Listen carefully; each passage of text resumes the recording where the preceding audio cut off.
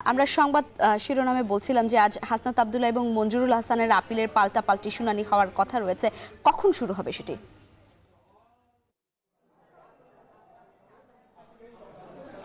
লাইবা, হাসনাত আব্দুল্লাহ এবং মঞ্জুরুল হাসান মুন্সির যে পাল্টাপাল্টি আপিল শুনানিটি রয়েছে তারা কিন্তু একে অপরের বিরুদ্ধে, অর্থাৎ হাসনাত আব্দুল্লাহর বিরুদ্ধে যে আপিলটি করা হয়েছিল যে তার মনোনয়নটি বাতিল, এবং তার পাশাপাশি মঞ্জুরুল হাসান মুন্সিও কিন্তু তার যে মনোনয়নটি রয়েছে সেটি বিরুদ্ধে কিন্তু আপিল করেছিলেন হাসনাত আব্দুল্লাহ। অর্থাৎ এই পাল্টাপাল্টি যে শুনানিটি রয়েছে, হাসনাত আব্দুল্লাহর ক্রমিক নং ছিল কিন্তু আজ আপিলের 517 এবং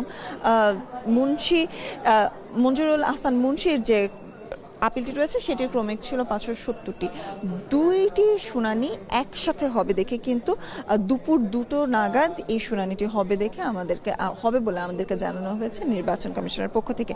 এবং তার পাশাপাশি আসলে জানিয়ে রাখতে চাই যে সকাল থেকে আমরা কিন্তু দ্বৈত নাগরিকত্বর সহ বিভিন্ন ইস্যুতে যাদের মনোনয়নপত্র বাতিল করা হয়েছে কিংবা তার পাশাপাশি যে সকল মনোনয়নপত্র পেন্ডিং রাখা হয়েছিল, অর্থাৎ যে সকল আপিল পেন্ডিং রাখা হয়েছিল, সেই সকল প্রার্থী কিন্তু আজ সকাল থেকে এখানে উপস্থিত হয়েছেন আপিলের জন্য। এবং তারা কিন্তু বিভিন্ন ক্ষেত্রে কিন্তু অভিযোগ করছেন এবং সেক্ষেত্রে বিভিন্ন ক্ষেত্রে আমরা দেখেছি একটু উত্তপ্ত বাকবিতণ্ডাই কিন্তু চলছে আপিলের ক্ষেত্রে।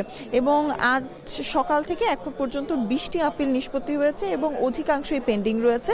তাই কিন্তু সুনির্দিষ্ট করে সংখ্যাটি এখনও আমাদেরকে কিন্তু জানানো হয়নি মঞ্জুর এবং নামঞ্জুরের ক্ষেত্রে।